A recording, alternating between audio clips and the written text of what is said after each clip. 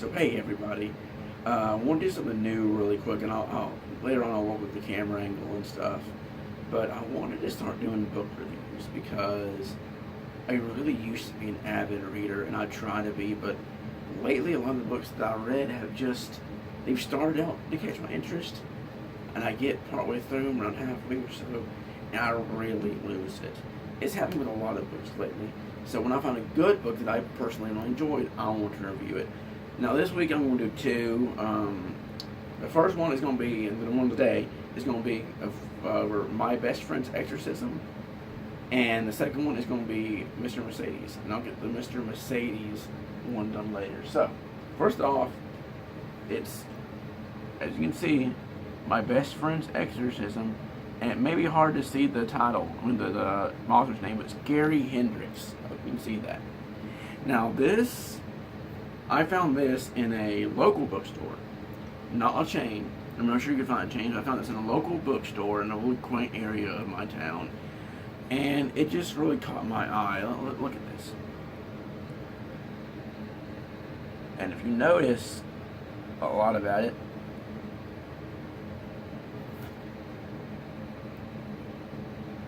it kind of looks like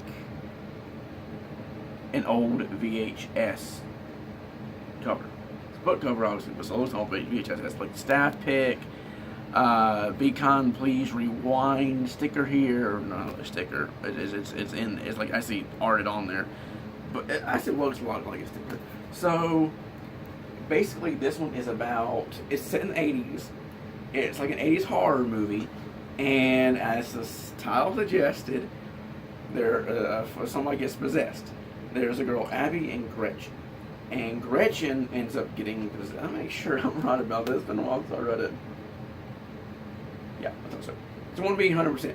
So Gretchen, I don't want to do like too many plot points here. I don't want to ruin the book.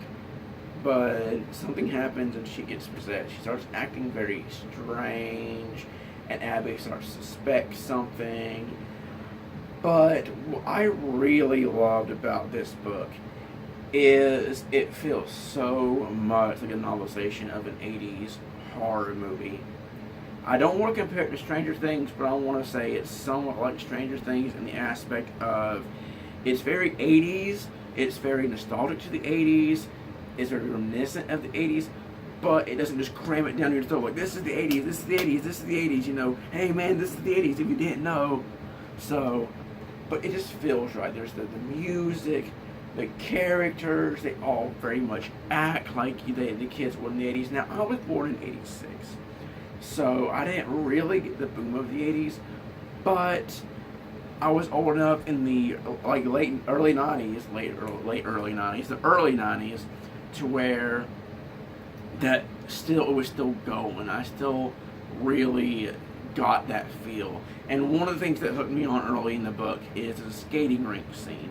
And that was big for me growing up. So I think that's one reason that drew me in and really made me enjoy it. But it's one of the few books that I never really got to the part where I was like, well, I don't really feel like reading it tonight. It's not really that interesting. I mean, some parts are less interesting than others. Obviously, that's always going to happen. But it kept me going all the way through. All the characters are lovable. You really want to root for them. Gretchen, at times, in the possessed thing, does some really shady shit. She's very manipulative. She's very evil. But it doesn't come across as a way where it's like over the top or silly. It has just enough of that 80s, somewhat cheesy at times, but not so much charm, that I found it really enjoyable. Now, some of you that were younger than me that be watching this may not feel the same way. Like, some of you may not even have ever seen a real VHS cover, so when I showed this, it may not have really clicked. But I think it's very, very, very well written. It flows at a decent pace. It never goes too fast, never drags too much. And I just found it very interesting. I just keep coming back to the point that it really feels like the novelization of an 80s horror movie.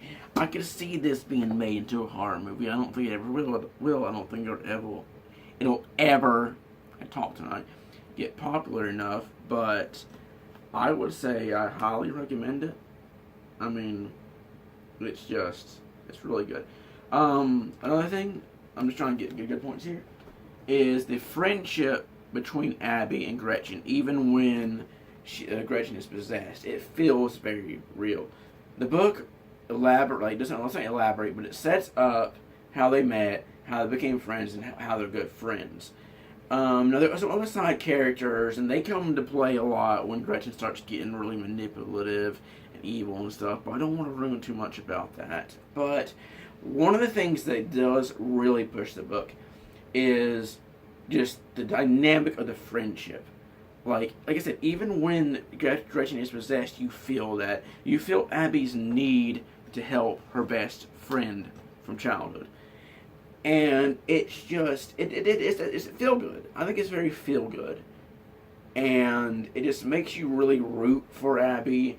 And you really want to see Gretchen, come back to her normal self and get the demon out of her.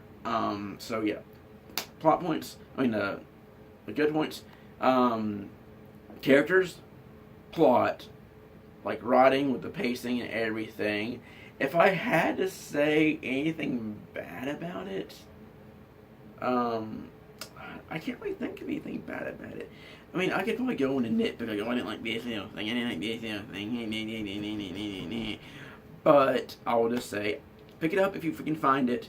Support local if you can. If you have to buy it online, I would, I guess I'd go that route.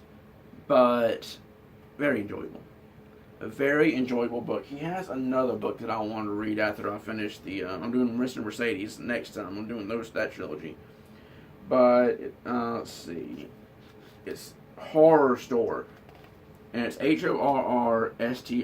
I haven't read this one, so I can't recommend it. But this is the first book that Grady Hendrix. Did I say Grady or did I say Jimmy earlier? I think I said Jimmy. It's Grady Hendrix. So, yeah. Jimi Hendrix. I didn't write it. So, something strange is happening at the Orsk Furniture Superstore in Cleveland, Ohio.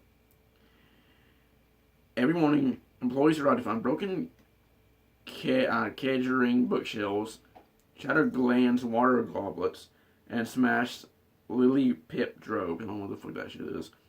Sales are down, security cameras reveal nothing, and store managers are panicking. To unravel the mystery, three employees volunteer to work a 9-hour dusk till dawn shift.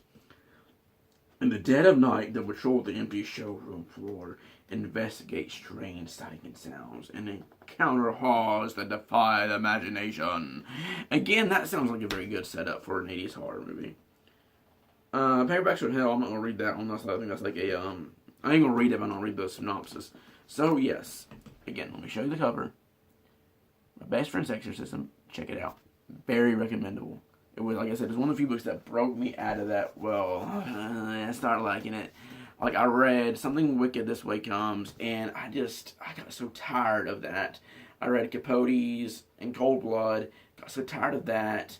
I read some other books, and I just really couldn't get until I read that one. And again, I'll do Mr. Mercedes next.